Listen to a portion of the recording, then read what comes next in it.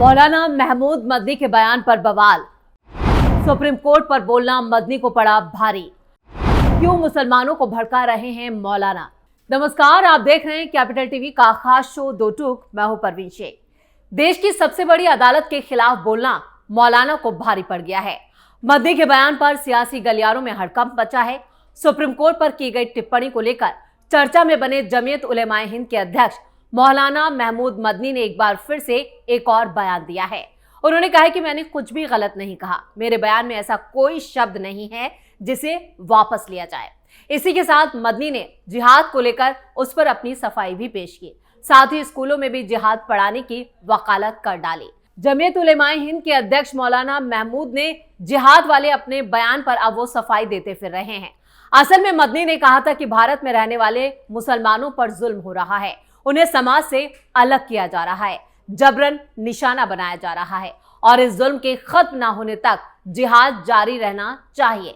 मदनी के इसी बयान पर कंट्रोवर्सी खड़ी हो गई। इसे भड़काने वाला बयान कहा गया, जिसके बाद महमूद मदनी ने कहा कि उनके बयान का गलत मतलब निकाला गया। उन्होंने जिहाद शब्द इस्तेमाल किया, इसलिए कंफ्यूजन पैदा हुआ। मदनी ने कहा कि जिहाद कोई निगेटिव वर्ड नहीं है। अब तक जिहाद शब्द को गलत तरीके से इस्तेमाल किया गया। इस पवित्र इस्लामिक शब्द को हिंसा से जोड़ दिया गया। इससे उनके मजहब का भी अपमान हुआ और मुसलमानों को भी ठेस पहुंची।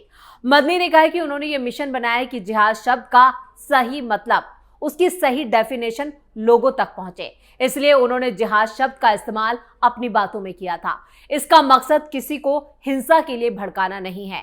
वाकई मौलाना मदनी ने मुसलमानों को भड़काया नहीं, लेकिन अगर उनके पूरे बयान को देखें तो ऐसा लगता नहीं है।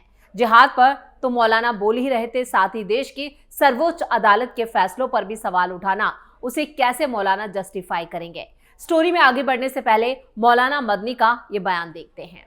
जिहाद, इस्लाम और मुसलमानों के दुश्मनों ने इस्लाम की मुकद्दस इस्तिलाहात मसलन जिहाद के लफ्ज को एक गाली, फसाद और वायलेंस का हमनाम बना दिया है। लव जिहाद, लैंड जिहाद, तालीम जिहाद, थूक जिहाद वगैरह जैसे जुमले इस्तेमाल करके मुसलमानों की सख्त दिल आजारी और उनके मजहब की तौहीन की जा रही है।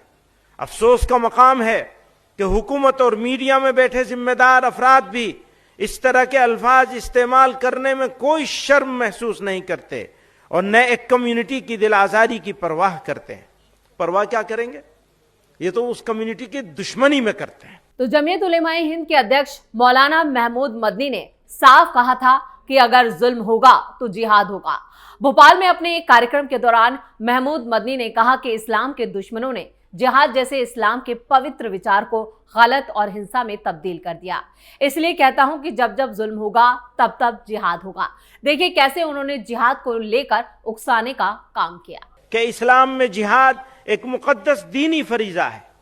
जिहाद कुरान में कई मानों के लिए इस्तेमाल हुआ है, लेकिन जिस माने के लिए भी इस्तेमाल हुआ है, फर्द से लेकर समाज और इंसानियत की भलाई, उनकी सरबुलंदी और उनकी इज्जत व वक़ार के क़याम के लिए हुआ है।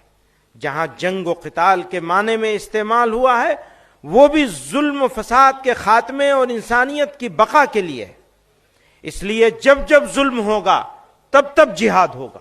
मैं इसको दोबारा कहता हूं, जब जब जुल्म होगा तब तब जिहाद होगा। मौलाना महमूद मदनी ने अपने इस बयान के बाद एक इंटरव्यू में जिहाद के असली अर्थ साफ करने का दावा किया।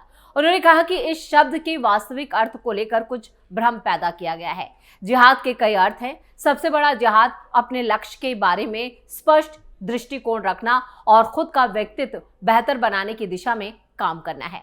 जमीयत उलेमाए हिंद के अध्यक्ष मौलाना मदनी ने इस दौरान कई विषयों पर विस्तार से बात की। उन्होंने कहा कि अगर अन्याय हो रहा है तो उसके खिलाफ आवाज उठाना भी जिहाद है। वंदे मातरम को लेकर अपने बयानों के बारे में एक सवाल पर उन्होंने कहा कि अभी जबरदस्ती कार्रवाई की जा रही है, जगह जगह कहा जा रहा है कि इसे बोले ही बोले। ये तो आइडिया ऑफ इंडिया नहीं है। महमूद मदनी ही नहीं बल्कि उनके चाचा मौलाना अरशद मदनी ने भी हाल ही में कहा था कि अल-फलाह यूनिवर्सिटी पर हुई कार्रवाई शिक्षा पर हमला नहीं बल्कि मुस्लिम संस्थानों को डराने की राजनीति है। उन्होंने कहा कि अमेरिका के न्यूयॉर्क और लंदन जैसे बड़े शहरों में मुसलमान मेयर बन सकते हैं, लेकिन भारत में अपनी बनाई हुई किसी यूनिवर्सिटी का चांसलर भी मुस्लिम नहीं बन सकता। अरशद मदनी और महमूद मदनी के बयान ऐसे वक्त पर आए जब देश भर में सीएए की प्रक्रिया चल रही है, जब देश भर में एसआईआर की प्रक्रिया चल रही है। बिहार विधानसभा चुनाव में मदनी परिवार के विरोध के बावजूद असदुद्दीन ओवैसी पहले से ज्यादा ताकतवर बनकर उभरे। ऐसे में सवाल उठता है, क्या मुस्लिम कायदत के लिए आक्रामक तेवर अपनाना या फिर मुसलमानों के बीच अपनी इमेज बिल्डिंग को सुधारने का चाचा भतीजे का ये दांव है? मुस्लिम कायदात का मतलब है कि मुस्लिम नेतृत्व यानी मुसलमानों का लीडर। देश में मुसलमानों की आबादी करीब 15% है।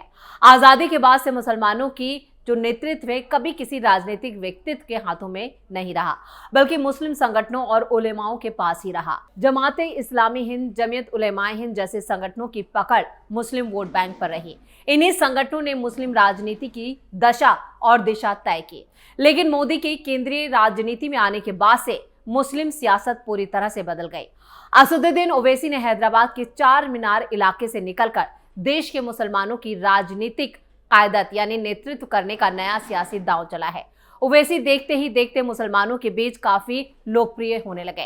पहले महाराष्ट्र और अब उत्तर भारत के कई इलाकों में भी अपने सियासी पैर पसारने शुरू कर दिए हैं। बिहार के सीमांचल में दूसरी बार 5 सीटें जीतने में ओवैसी कामयाब रहे।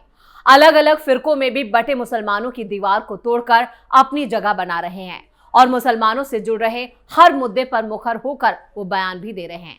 जैसे एक वक्त देश के मौलाना और उलेमा नजर आते थे, यानी असदुद्दीन ओवैसी भारतीय राजनीति में खुद को मुसलमानों के चेहरे के तौर पर स्थापित करने में जुटे हैं और यही वजह है कि अब मुस्लिम संगठनों में इसको लेकर हलचल तेज हो गई है। 2014 के बाद से देश भर में ओवैसी का ग्राफ तेजी से बढ़ा। 2019 में ओवैसी हैदराबाद सीट से खुद जीतने के साथ साथ महाराष्ट्र के औरंगाबाद सीट से इम्तियाज जलील को भी जिताने में कामयाब रहे थे, जो इस बार चुनाव हार गए। हालांकि महाराष्ट्र विधानसभा चुनाव में तीसरी बार उनकी पार्टी जीतने में भी कामयाब रही। बिहार विधानसभा चुनाव में ओवैसी की पार्टी ने मुस्लिम बहुल सीमांचल इलाकों में ही 5 सीटें जीतने में कामयाबी हासिल की। 2020 में भी ओवैसी की पार्टी ने 5 सीटें जीती थी, जिसमें से 4 विधायक आरजेडी के खाते में चले गए थे। अख्तरुल इमान की इकलौते एआईएमआईएम विधायक थे। 2025 में ओवैसी ने अपने 5 पुरानी सीटें दोबारा से जीत ली। ओवैसी का राजनीतिक तौर तरीका पूरी तरह से मुस्लिम उलेमाओं की तरह ही नजर आता है। ऐसे में मुस्लिम समुदाय के बीच बढ़ते ओवैसी के सियासी ग्राफ से मौलाना महमूद मदनी टेंशन में नजर आ रहे हैं। इसके लिए ही वो खुलकर इस तरह के बयान दे रहे हैं जिसमें जिहाद तक शामिल है। ओवैसी बनाम मदनी में छिड़ी अदावत। मौलाना महमूद मदनी ने पिछले दिनों एआईएमआईएम चीफ यानी ओवैसी को लेकर जो बयान दिया था और जिसके बाद मुस्लिम खेमा 2 हिस्सों में बंट गया। एक खेमा ओवैसी के पक्ष में खड़ा नजर आ रहा है तो दूसरा महमूद मदनी की विचारधारा पर भी सवाल खड़े करने लगा। इन पक्ष में मुस्लिम लीग और दारुल उलूम जैसे बड़े मुस्लिम संगठन भी शामिल हैं। महमूद मदनी ने ही अपने एक इंटरव्यू में कहा था, मैं असदुद्दीन ओवैसी साहब को जहां तक जानता हूं, मैं उनकी सियासत और राजनीतिक विचारधारा से सहमत नहीं हूं। उनकी राजनीति बांटने वाली है, उससे उन्हें भी फायदा होता है, दूसरों को उससे ज्यादा फायदा होता है, लेकिन उससे मुसलमानों को नुकसान है। तो ओवैसी की रैली में जुटने वाली भीड़ पर भी मदनी ने कहा था कि ये पागल लोगों का हुजूम है। यूपी के मुस्लिम ओवैसी को अपना नेता नहीं मानते, उनकी राजनीति को यूपी में पनपने नहीं दूंगा। मौलाना महमूद मदनी के दरवाजे पर लिए गए इस बयान को लेकर असदुद्दीन ओवैसी की पार्टी और समर्थकों ने भी मोर्चा खोल दिया था। मालेगांव में ही जो विधायक हैं मुफ्ती इस्माइल, उन्होंने कहा था, महमूद मदनी ने जो कुछ भी ओवैसी को लेकर कहा वो सही नहीं है। देश में आज मुसलमानों के लिए बोलने वाला कोई नहीं है। मुसलमानों के मुद्दे पर खामोशी बरती जाती है। मौलाना मदनी भी नहीं बोलते जैसा ओवैसी बोलते हैं, लेकिन जो हरकत उन्होंने की है वो ठीक नहीं है। उनकी नादानियों की वजह से ही जमीयत 2 गुटों में बढ़ चुकी है। मुस्लिम सियासत पर नजर रखने वाले कई पत्रकार भी मानते हैं कि मुस्लिम राजनीति अब बदल चुकी है और उलेमाओं और मुस्लिम संगठनों की पकड़ से बाहर निकल चुकी है। ओवैसी मुसलमानों के बीच नए चेहरे के तौर पर उभर रहे हैं। बिहार चुनाव के नतीजे बता रहे हैं कि मुसलमानों के बीच ओवैसी की पकड़ मजबूत है और उन्होंने ऑपरेशन सिंदूर के बाद अपनी छवि को मुस्लिम राष्ट्रवादी नेता के तौर पर स्थापित किया है।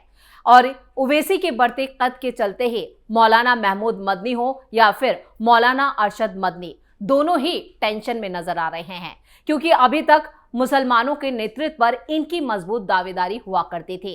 अब एक नई मुस्लिम राजनीति खड़ी हो रही है जो उनकी पकड़ से बाहर है। इसलिए मौलाना मदनी या कहें कि जो चाचा भतीजे की जोड़ी है, वो अब मुसलमानों को जिहाद के नाम पर और जिस तरह से आतंकी संगठनों को लेकर इस्लाम पर जो बयान दिए जा रहे हैं, एक तरह से उकसाने का काम कर रहे हैं, क्योंकि यूपी विधानसभा चुनाव 2027 बिल्कुल नजदीक है। ऐसे में मुसलमानों को एकजुट करने के लिए ये लोग मैदान में उतरे हैं और इनके बयानों को इससे ही जोड़कर देखा जा रहा है। इस खास शो में इतना ही। वीडियो कैसा लगा कमेंट करके अपनी राय जरूर दें। वीडियो को लाइक करें, शेयर करें और कैपिटल टीवी को सब्सक्राइब जरूर करें। धन्यवाद।